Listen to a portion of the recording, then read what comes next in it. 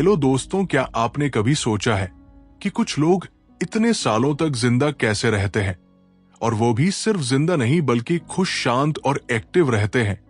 दुनिया की भागदौड़ में जहां लोग 30 की उम्र में ही थक कर बैठ जाते हैं, वहां कुछ लोग 100 पार करके भी हर सुबह फ्रेश माइंड और मुस्कुराहट के साथ उठते हैं। ऐसा क्या है उनके पास जो हमारे पास नहीं? वही रहस्य है इकिगाई। इकिगाई एक जापानी वर्ड है, लेकिन इसका मतलब सिर्फ शब्दों में नहीं बताया जा सकता। ये एक फीलिंग है, एक एनर्जी है, एक जीने की वजह है। जब जिंदगी के हर दिन में एक पर्पस होता है, जब हम जानते हैं कि हम क्यों एक्सिस्ट करते हैं, तब हमारा माइंड, बॉडी और सोल तीनों एक रिदम में चलने लगते हैं। सोचिए, एक ऐसी सुबह जहां आप उठते हैं बिना किसी अलार्म के, सिर्फ इसलिए क्योंकि आप एक्साइटेड है अपनी जिंदगी को जीने के लिए। आपको पता है कि आज का दिन सिर्फ औरों के लिए नहीं, आपकी अपनी ग्रोथ के लिए भी है। कोई स्ट्रेस नहीं, कोई डर नहीं, बस एक इंटरनल पीस और पैशन। यही है वो जादू जिसे कहते हैं इकिगाई। जापान के एक छोटे से आइलैंड ओकिनावा में दुनिया के सबसे ज्यादा 100 साल के बुजुर्ग रहते हैं। ये लोग ना जिम जाते हैं, ना डाइट प्लान्स फॉलो करते हैं, लेकिन फिर भी वो इतनी लंबी और खुशहाल जिंदगी जीते हैं क्योंकि उन्होंने अपना इकिगाई ढूंढ लिया है। वो छोटा सा रीजन जो हर सुबह उन्हें उठने की मोटिवेशन देता है। इकिगाई कोई एक सक्सेस फार्मूला नहीं है, ये एक लाइफ फिलॉसफी है जो बताती है कि सच्चा सेटिस्फेक्शन ना तो सिर्फ पैसे में है, ना फेम में, बल्कि उस काम में है जिसे करने में दिल को सुकून मिले, जिसमें दुनिया की भलाई भी हो और जो हमें खुद से जोड़ दे।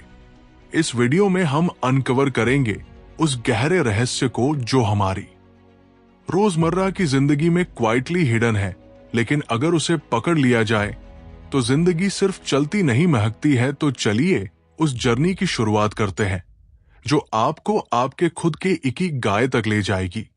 क्या आप तैयार हैं अपनी जिंदगी को नए नजरिए से देखने के लिए? चैप्टर 1, इकिगाई, जवानी को बुढ़ापे तक जिंदा रखने की कला। क्या आपने कभी किसी 90 साल के बुजुर्ग को देखा है जो हर सुबह उठकर बगीचे में काम करता है, दूसरों की मदद करता है और अपने चेहरे पर वैसी ही मुस्कान लिए चलता है जैसी किसी बच्चे के चेहरे पर होती है? ना कोई शिकायत, ना कोई थकावट, बस हर दिन को पूरी शिद्दत से जीने की चाह। ऐसा लगता है मानो वक्त उनके लिए थम गया हो। अब सोचिए, उसी वक्त किसी 30 साल के नौजवान को देखिए जो मंडे सुबह उठते ही थका हुआ महसूस करता है, जिसे हर दिन जीना बोझ जैसा लगता है और जो हर शाम अपने आप से पूछता है, मैं ये सब कर किस लिए रहा हूं? दोनों जिंदा है, लेकिन क्या दोनों जी रहे हैं?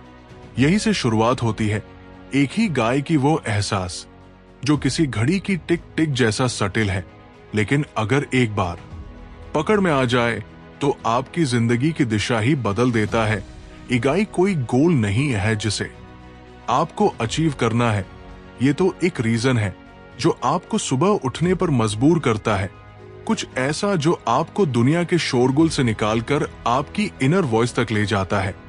इमेजिन कीजिए कि आप एक आइलैंड पर है, ना डेडलाइंस है, ना सोशल प्रेशर, और फिर भी आप हर दिन मोटिवेटेड है, इंस्पायर्ड है, फुलफिल्ड है, क्योंकि आपको पता है आप जो कर रहे हैं वो आपके दिल के सबसे करीब है। जापान के ओकिनावा शहर में ऐसे कई लोग हैं जो 100 साल से ज्यादा जीते हैं। एक 102 साल की महिला हर सुबह अपनी साइकिल पर बैठती है और लोकल मार्केट जाती है। से 66 साल का एक बुजुर्ग आज भी अपने दोस्तों के साथ मिट्टी में हाथ लगाकर बगीचे की खुदाई करता है, और जब उनसे पूछा जाता है कि वो इतने एक्टिव कैसे हैं, तो उनका जवाब होता है, क्योंकि मेरे पास जीने की वजह है। मेरा एक ही गाय। एक बार एक युवक नौकरी छोड़कर पहाड़ों में चला गया। लोग उसे पागल समझते थे, लेकिन वो हर सुबह अपने कैमरे के साथ सूरज को उगते हुए कैप्चर करता, फिर बच्चों को फोटोग्राफी सिखाता। उसे ना तो बड़ी गाड़ी चाहिए थी, ना ही फैंसी टाइटल। उसकी मुस्कुराहट में वो चमक थी जो लाखों में किसी एक के चेहरे पर होती है। वो अपने इकिगाई के साथ जी रहा था। हम में से बहुत से लोग लाइफ को बस काट रहे हैं, वीक डेज गुजार रहे हैं, वीकेंड का इंतजार करते हुए मंडे ब्लूज को फ्राइडे की पार्टी में दबाने की कोशिश कर रहे हैं, लेकिन अंदर से सब कुछ खाली लगता है।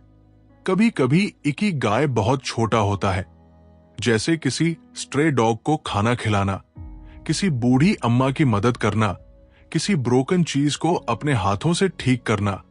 लेकिन यही छोटे छोटे काम जब दिल से किए जाते हैं तो वो आपकी जिंदगी को ऐसा डायरेक्शन दे देते हैं जो कोई बिग अचीवमेंट नहीं दे सकता।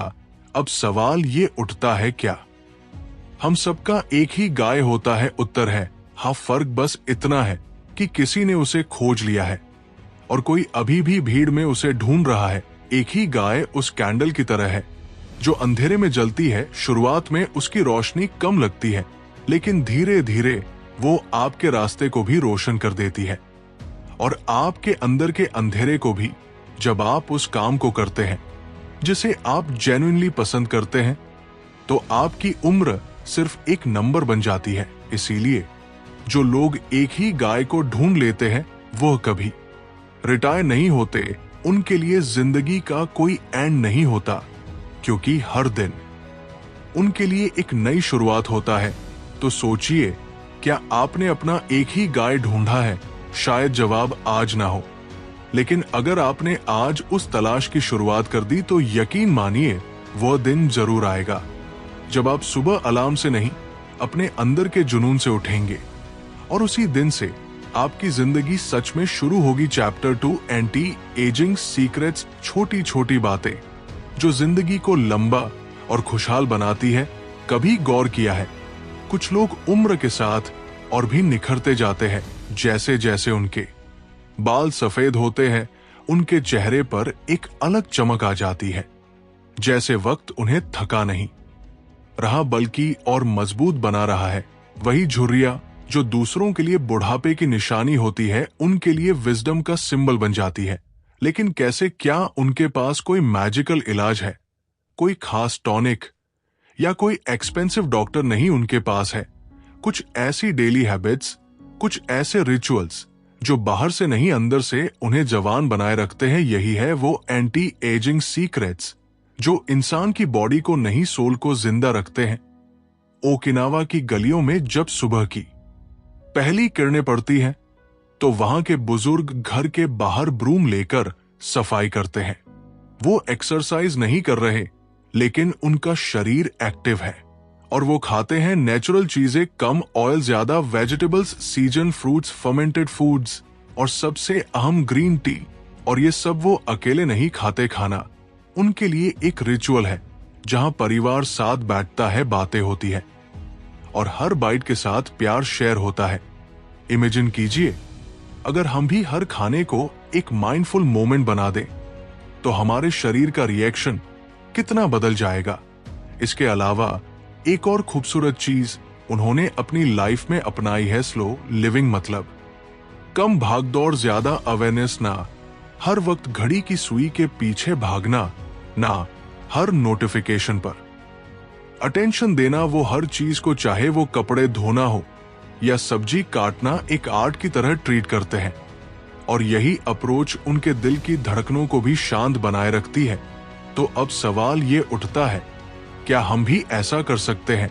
हम मॉडल लोग हैं, हमारे पास गैजेट्स है, डेडलाइंस है, लेकिन क्या हमारे पास वो इनर कामनेस है? अगर जवाब नहीं है तो इसका मतलब ये नहीं कि देर हो गई है, बल्कि यही वक्त है थोड़ा स्लो होने का, थोड़ा कनेक्ट करने का अपने बॉडी से, अपनी ब्रेथ से, अपने लव्ड वन से। एंटी एजिंग कोई एक्सपेंसिव रूटीन नहीं, ये एक माइंडसेट है, एक ऐसी सोच जो कहती है मैं अपनी बॉडी को पनिशमेंट नहीं दूंगा, मैं उसे नर्चर करूंगा। और यही एक ही गाय की दूसरी सीख है।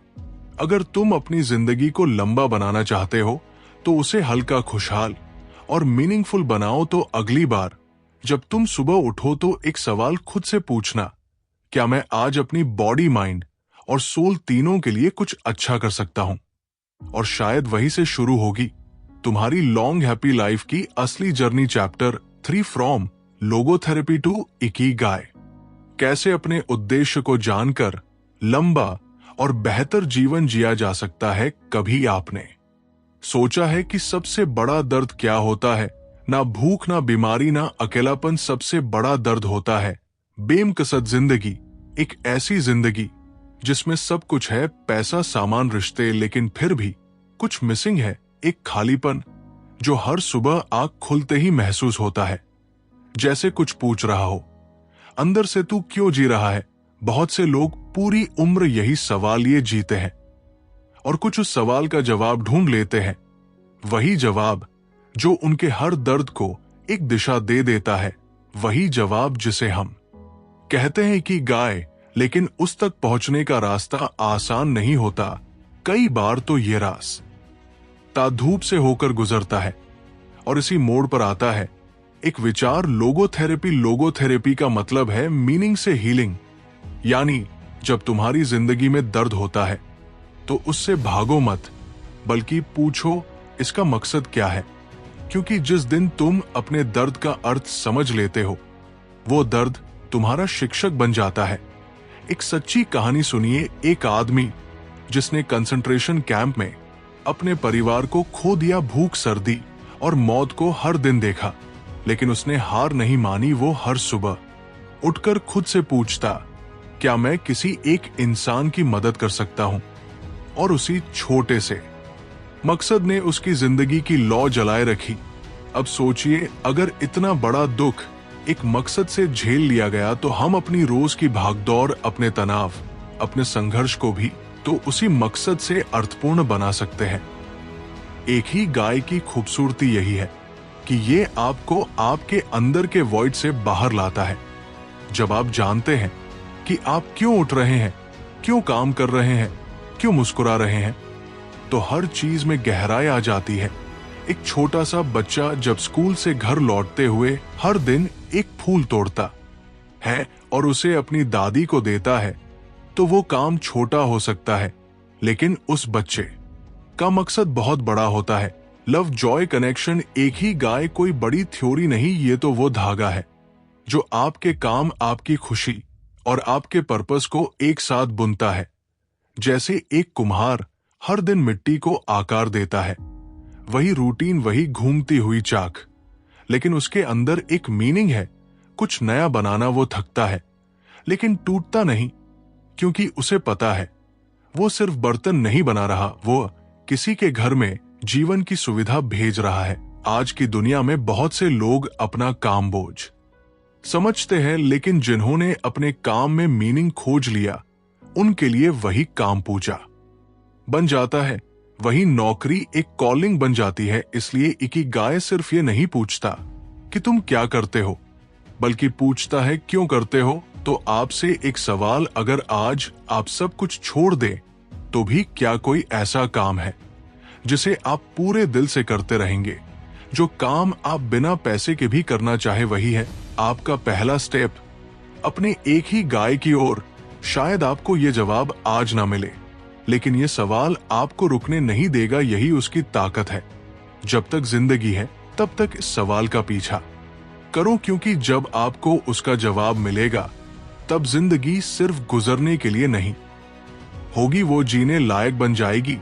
टीकी गाय का मतलब है हर सुबह आंख खोलते ही महसूस होना कि आज भी कुछ ऐसा है जो मैं दुनिया को दे सकता हूं। और जब ये एहसास हर दिन आपके साथ हो, तो उम्र सिर्फ एक नंबर बन जाती है और जिंदगी एक सुंदर गीत। Chapter 4, find flow in everything you do. कैसे काम और फुर्सत को बना सकते हैं विकास का जरिया। क्या आपने कभी ऐसा पल महसूस किया है जब समय जैसे रुक गया, ना भूख लगती है, ना प्यास, बस आप है और आपका काम है। आपको ना किसी डिस्ट्रैक्शन की परवाह होती है, ना ही आसपास क्या हो रहा है उसका अंदाजा। पूरा शरीर, दिमाग और आत्मा सब कुछ एक साथ उसी एक काम में डूबा हुआ। इसे ही कहते हैं फ्लो। फ्लो वो जादुई स्थिति है जहां इंसान अपनी हाईएस्ट कैपेबिलिटी पर होता है, जहां क्रिएटिविटी, फोकस और पीस एक साथ मिल जाते हैं। और यही वो जगह है जहां एक ही गाय खिलता है। लेकिन अफसोस की बात यह है कि आज की जिंदगी में लोग काम को पनिशमेंट समझते हैं। बस किसी तरह खत्म हो जाए, फ्राइडे आ जाए। यही सोच हर सुबह उठते ही दिमाग में आती है, और यही सोच हमें अपने अंदर के आर्टिस्ट, क्रिएटर और डर से दूर ले जाती है। फ्लो एक ऐसा दरवाजा है जो हर इंसान के अंदर खुल सकता है। कोई लेखक जब शब्दों में डूब जाता है, कोई चित्रकार जब ब्रश से वक्त को पिघलाता है, कोई शेफ जब स्वाद को सजाता है, और यहां तक कि एक मजदूर जब ईंटों की लाइन सीधी करता है, तब भी वो फ्लो में होता है। मतलब ये नहीं कि फ्लो बस बड़े कामों में होता है। फ्लो वहां होता है जहां मन और हाथ साथ काम करते हैं, बिना डर, बिना कंपैरिजन, बिना डिस्ट्रैक्शन। अब सवाल आता है, फ्लो में कैसे जाया जाए? सबसे पहले आपको वो काम चुनना होता है जिसमें आप खो सकते हैं। वो नहीं जो दूसरों को दिखाने के लिए करते हैं, बल्कि वो जो आपकी रूह को शांत कर दे। फिर आपको अपने कंफर्ट जोन से थोड़ा ऊपर जाना होता है, ताकि टास्क ना ज्यादा आसान हो, ना बहुत मुश्किल, बस इतना कि आपका पूरा ध्यान उसमें डूब जाए। एक बार एक लड़का था जो हर दिन गिटार प्रैक्टिस करता था, घंटों तक वो एक ही ट्यून पर अटका रहता, लेकिन हार नहीं मानता। जब उससे पूछा गया कि उसे बोरियत नहीं होती, तो वो बोला, जब मैं प्ले करता हूं तो मैं होता ही नहीं, बस म्यूजिक होता है। यही है फ्लो, जहां आप खुद को भूल जाते हैं और सिर्फ वो रह जाता है जो आप बना रहे हैं, जो आप जी रहे हैं। फ्लो की सबसे खूबसूरत बात यह है कि जब आप इसमें होते हैं तो टाइम आपकी गुलामी करता है। घंटों कैसे बीत जाते हैं पता ही नहीं चलता, और जब आप बाहर निकलते हैं तो आपको थकान नहीं, सेटिस्फेक्शन मिलती है। आज की दुनिया आपको सिखाती है कि मल्टीटास्क करो, फास्ट चलो, जल्दी रिजल्ट लाओ, लेकिन फ्लो आपको सिखाता है धीरे चलो, गहराई में जाओ, हर पल को जियो। ओकिनावा के बुजुर्गों को देखिए, जब वो बगीचे में फूल लगाते हैं तो वो सिर्फ गार्डनिंग नहीं कर रहे होते, वो फ्लो में होते हैं। जब वो हाथ से चाय बनाते हैं, हर हलचल, हर अरोमा को महसूस करते हैं, तो वो मेडिटेशन से कम नहीं होता। फ्लो आपके दिमाग को रिसेट करता है, आपकी बॉडी में डोपामिन और एंडोफिनस की बारिश कर देता है, और सबसे बड़ी बात, यह आपको जीवित महसूस कराता है। इसलिए चाहे आप कुछ भी करते हो, पढ़ना, लिखना, खाना बनाना, चलना, गाना, मिट्टी में खेलना, उस काम में ऐसा डूबो कि आप और वो काम एक हो जाए। फ्लो में जीना मतलब है जिंदगी के हर पल को पूरे होश में जीना। तो अगली बार जब आप कोई भी काम करें, छोटे से छोटा भी, तो मोबाइल साइड में रखिए, ध्यान को कैद करिए और खुद को उस पल में खोने दीजिए, क्योंकि फ्लो वही जगह है जहां एक गाय सांस लेता है, और जब आप उस जगह पर होते हैं तो दुनिया की सबसे सच्ची खुशी आपके पास होती है। चैप्टर 5 मास्टर्स ऑफ लॉन्जेविटी, दुनिया के सबसे लंबे समय तक जीने वाले लोगों की जुबानी जिंदगी के रहस्य सोचिए। एक ऐसी जगह जहां लोग 90 या 100 की उम्र में भी बिना छड़ी के चलते हैं, खुद खाना बनाते हैं, और हर सुबह किसी छोटे बच्चे जैसी मुस्कान के साथ उठते हैं। जहां उम्र सिर्फ एक नंबर है और जिंदगी हर दिन एक ताजा शुरुआत। ऐसी ही एक जगह है जापान का ओकिनावा आइलैंड। ये जगह सिर्फ सुंदरता या समंदर के लिए नहीं जानी जाती, बल्कि यहाँ के लोग दुनिया के सबसे ज्यादा सेंटनेरियंस यानी 100 साल से ज्यादा जीने वाले लोगों में गिने जाते हैं। और हैरानी की बात यह है कि इनमें से ज्यादातर लोग ना डॉक्टर के पास जाते हैं, ना महंगे इलाज लेते हैं, फिर भी वो स्वस्थ रहते हैं, खुश रहते हैं और हर दिन पर्पसफुल जीते हैं। क्यों? क्योंकि उन्होंने इकिगाई को सिर्फ समझा नहीं, उसे जिया है।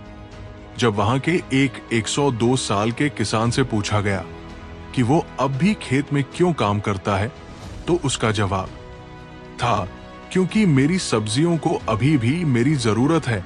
ये शब्द सुनकर रूह काम जाती है। एक ऐसा इंसान जो खुद को किसी काम का समझता है, चाहे दुनिया कुछ भी कहे। इकिगाई सिर्फ करियर नहीं होता। वहां के लोग टीचर, म्यूजिशियन या बिजनेसमैन नहीं है, वो कारपेंटर, फिशरमैन, गार्डनर जैसे काम करते हैं। लेकिन हर इंसान अपने काम में इतना डूबा होता है कि वही उसका जीवन बन जाता है। उनका रहन सहन सादा है, उनके घर छोटे हैं, लेकिन दिल बहुत बड़े। वो ज्यादा नहीं खाते, बस हरा चीबू का पालन करते हैं, यानी पेट 80% तक भरना है, पूरा नहीं। वो फास्ट फूड नहीं खाते, पैकेज स्नैक्स नहीं खाते। वो खाते हैं ताजा, हल्का और नेचर से जुड़ा हुआ खाना। उनके दिन की शुरुआत सूरज के साथ होती है और शाम ढलने से पहले ही आराम से सो जाते हैं। दिन भर में कोई भागदौड़ नहीं, कोई कंपटीशन नहीं, फिर भी हर इंसान एक्टिव है, अलर्ट है और फुलफिल्ड है। लेकिन सबसे बड़ा रहस्य है, कम्युनिटी ओकिनावा के बुजुर्ग अकेले नहीं जीते। वो मुआई नाम की ग्रुप्स में रहते हैं, मतलब दोस्ती की वो परंपरा जिसमें लोग जीवन भर एक दूसरे का साथ निभाते हैं, चाहे दुख हो या खुशी, बीमारी हो या त्योहार, वह अकेले नहीं होते। अब सोचिए, जब किसी बुजुर्ग को अपने पुराने दोस्तों के साथ बैठकर हंसी बांटने का मौका मिलता है, जब हर दिन किसी मीनिंगफुल काम के लिए उठने की वजह होती है, जब शरीर को तनाव से नहीं प्रेम और पर्पस से भरा जाता है, तो वो इंसान बीमार कैसे होगा। एक और चीज जो हर सेंटिनारियन में कॉमन मिलती है, ग्रेटिट्यूड। वो हर दिन भगवान का धन्यवाद करते हैं। उनके लिए हर सनराइज एक उत्सव है, हर चाय की प्याली एक ब्लेसिंग है। और यही एटीट्यूड उन्हें उस मुकाम तक ले गया है जहां वो सिर्फ सर्वाइवल नहीं बल्कि सेलिब्रेशन के साथ जी रहे हैं। ओकिनावा के ये मास्टर्स ऑफ लोंजेविटी हमें सिखाते हैं कि लंबी उम्र जेनेटिक से नहीं, लाइफस्टाइल से बनती है। वो लाइफस्टाइल जिसमें सिंप्लिसिटी हो, सेंसिबिलिटी हो और सबसे ऊपर तीगाए हो। तो अगर आप भी लंबी, शांत और पर्पसफुल जिंदगी जीना चाहते हैं तो उनकी तरह सोचिए, अपनी दिनचर्या को एक ध्यान बना दीजिए, अपने रिश्तों को प्रायोरिटी दीजिए और हर सुबह खुद से पूछिए, आज मैं किस वजह से जिंदा हूं। क्योंकि जब आपके पास जीने की वजह होती है, तब उम्र आपको थका नहीं सकती, तब शरीर कभी बूढ़ा नहीं लगता और तब हर दिन एक उपहार बन जाता है। The chapter 6 lessons from Japan centenarians, Japan के 100 साल से ज्यादा जीने वालों से सीखी गई जिंदगी की अनमोल सीखें। कभी किसी बुजुर्ग की आंखों में झांक कर देखा है, वहां एक अलग ही चमक होती है, जैसे हर झुर्री के पीछे कोई कहानी छुपी हो और हर चुप्पी के पीछे कोई गहरी सीख। अब सोचिए उन लोगों के बारे में जो 100 साल से ज्यादा जी चुके हैं, लेकिन उनकी आंखों में अभी भी उम्मीद बाकी है, उनकी चाल में अभी भी आत्मविश्वास जिंदा है। जापान के ओकिनावा और अन्य ब्लू जोन्स में जब इन सेंटनेरियन से पूछा गया कि उन्होंने इतना लंबा और सुखद जीवन कैसे जिया, तो उनके जवाब किताबों की तरह नहीं थे।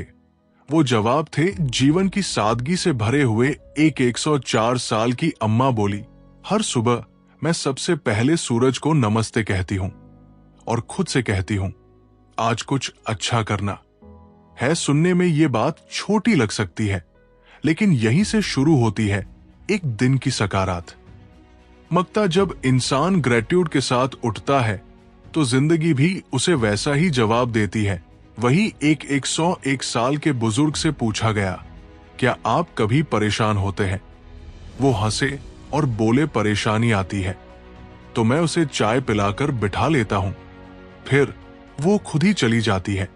कितना गहरा जवाब है ये। आज के समय में हम छोटी सी परेशानी से बिखर जाते हैं, लेकिन वो लोग उसे दोस्त बना लेते हैं। उनकी जिंदगी हमें सिखाती है कि खुश रहने के लिए बड़े मकान, बड़ी गाड़ियां या बड़ी सैलरीज की जरूरत नहीं होती। जरूरत होती है मीनिंग की, बिलोंगिंग की और एक ऐसे इनर काल की जो किसी बाजार में नहीं बिकता। सेंटनेरियंस की सबसे बड़ी सीख ये है कि जिंदगी को हल्केपन के साथ जियो, छोटी छोटी बातों पर हंसना सीखो। जब कुछ खो जाए तो अफसोस नहीं, और जब कुछ मिले तो अहंकार नहीं। उनके लिए हर दिन एक तोहफा है, हर काम एक पूजा है। एक महिला जो 102 साल की है, हर दिन खड़ाई करती है, उनकी उंगलियां कांपती हैं, लेकिन दिल स्टेडी रहता है, क्योंकि उन्हें पता है वो जो बना रही है उसमें प्यार है। और जब काम में प्यार होता है तो उम्र की कोई सीमा नहीं रहती। इन बुजुर्गों की एक और खास बात है कनेक्शन। वो अकेले नहीं रहते, उनका हर दिन किसी ना किसी के साथ जुड़ा होता है, चाहे वो पड़ोसी हो, दोस्त हो, पोते पोतियों की चिट्ठियां हो या बस शाम की गपशप। आज के डिजिटल युग में जहां हम स्क्रीन फ्रेंड्स में उलझे रहते हैं, वहां वो लोग फिजिकल टच, आंखों में आंखें डालकर बातें करने और असली रिश्तों को अहमियत देते हैं। ओकिनावा के कई सेंटिनेरियंस हर दिन कुछ नया सीखते हैं। उम्र को कभी उन्होंने ज्ञान का अंत नहीं माना। वो कहते हैं, जब तक आप कुछ नया सीख रहे हैं तब तक आप जिंदा है। और सबसे खूबसूरत सीख, जल्दी मत करो लेकिन रुको भी मत। मतलब जिंदगी को अपनी रफ्तार से चलने दो ना, किसी से दौड़ो ना, किसी से पीछे हटो। अपना सफर खुद तय करो, अपने पेस पर, अपने पैशन के साथ। तो अगर हम वाकई में लंबी, शांति से भरी और संतुलित जिंदगी जीना चाहते हैं तो इन सेंटनेरियंस की सादगी को अपनाना होगा, अपने जीवन को पर्पस से भरना होगा और सबसे जरूरी, हर दिन को ग्रेटिट्यूड के साथ जीना होगा। क्योंकि जिंदगी का असली रहस्य शायद किसी किताब में नहीं, बल्कि इन बुजुर्गों की मुस्कुराहट में छिपा है। चैप्टर से द इकिगाई डाइट, दुनिया के सबसे लंबे समय तक जीने वालों की खाने पीने की आदतें। सोचिए, अगर सिर्फ खाना खाने का तरीका ही आपकी उम्र, आपकी सेहत और आपकी सोच को बदल सकता हो तो जी हां, ओकिनावा और जापान के ब्लू जोन में रहने वाले लोग यही कर रहे हैं। बिना किसी डाइट चार्ट, बिना किसी जिम मेंबरशिप, बिना कैलोरी काउंट किए, वो सिर्फ अपने खाने से लंबी, शांत और खुशहाल जिंदगी जी रहे हैं। अब सवाल उठता है, कैसे? क्या वो कोई खास सुपर फूड्स खाते हैं? क्या वो महंगे ऑर्गेनिक सप्लीमेंट्स लेते हैं? या फिर उनके पास कोई एंशिएंट सीक्रेट है? सच कहें तो हाँ, उनके पास एक सीक्रेट जरूर है, लेकिन वो बाजार से नहीं आता। वो उनकी सोच, उनके रिचुअल्स और उनकी संस्कृति से आता है। और उस रहस्य का नाम है इकिगाई डाइट। ओकिनावा के लोगों के खाने में सबसे पहली चीज होती है सादगी। उनका खाना रंग बिरंगा तो होता है, लेकिन साधारण, बिना ज्यादा तामझाम के, बिना भारी मसालों के, बस नेचर से जो मिला वही प्लेट में। वो राइस खाते हैं, लेकिन कम वो सब्जियां खाते हैं, सीजन, लोकल, ताजा। वो सोया प्रोडक्ट्स जैसे टोफू और मीसो सूप खाते हैं, जो ना सिर्फ स्वादिष्ट है बल्कि डाइजेशन के लिए भी लाइट होते हैं। लेकिन सबसे पावरफुल बात, वो प्रिंसिपल जिसे कहते हैं हरा हाचीब, यानी 80% पेट भरने के बाद रुक जाओ। सोचिए, जब पूरी दुनिया पेट भर खाने के पीछे भाग रही है, ये लोग थोड़ा भूखा रहना एक कला मानते हैं। उनके लिए भूख को शांत करना कोई युद्ध नहीं, एक अवेयरनेस है। जब पेट बस 80% भरता है तो बॉडी पर जोर नहीं पड़ता, डाइजेशन आराम से होता है और इंसान हल्का महसूस करता है, फिजिकली और मेंटली दोनों। अब हम जब खाना खाते हैं तो टीवी चल रहा होता है, मोबाइल हाथ में होता है और ध्यान कहीं और होता है। लेकिन वो लोग हर निवाले के साथ ग्रेटफुल होते हैं। इसे उगाने वाले किसान का शुक्रिया, इसे पकाने वाले हाथों का धन्यवाद और इसे खाने के लिए मिली जिंदगी का एहसास। और जब खाना पूजा बन जाए तब हर बाइट हीलिंग बन जाती है। ओकिनावा के डाइट में सबसे ज्यादा चीजें एंटी इन्फ्लेमेटरी होती हैं। उनके खाने में leafy greens, seaweeds, sweet potatoes और फर्मेंटेड वेजिटेबल्स शामिल होती है, जो गट हेल्थ के लिए गोल्ड की तरह है। और ये सब वो खुशी से, मजे से खाते हैं, ना किसी ट्रेंड के पीछे, ना किसी फोर्स डाइट के तहत। उनकी प्लेट में वैरायटी होती है, लेकिन मॉडरेशन के साथ। वो हर दिन एक ही चीज नहीं खाते, लेकिन जो खाते हैं उसमें संतुलन होता है। ना ज्यादा ऑयल, ना ज्यादा शुगर, ना ज्यादा सॉल्ट। ग्रीन टी ये उनकी जिंदगी का हिस्सा है। एंटीऑक्सीडेंट से भरपूर ये सिंपल सी चाय उनकी बॉडी को डिटॉक्स करती है, माइंड को काम रखती है और उन्हें एक साइलेंट एनर्जी देती है। ओकिनावा के लोग खाना खुद बनाते हैं। उनके घरों में रेडी टू ईट कल्चर नहीं, खाना बनाना उनके लिए एक मेडिटेटिव काम है। चॉप करना, पकाना, परोसना, ये सब रिचुअल्स की तरह किया जाता है। और जब कोई काम माइंडफुलनेस के साथ किया जाए तो वो सिंपल रूटीन भी स्पिरिचुअल बन जाता है। तो सोचिए, हम क्या खा रहे हैं, कैसे खा रहे हैं और क्यों खा रहे हैं। इकिगाई डाइट हमें सिखाता है कि खाना सिर्फ भूख मिटाने का जरिया नहीं है। एक नई किताब के साथ, एक नई सोच के साथ, तब तक के लिए खुद को जानिए, जिंदगी को जिए और अपने एक ही गाय को महसूस कीजिए। Thank you for watching.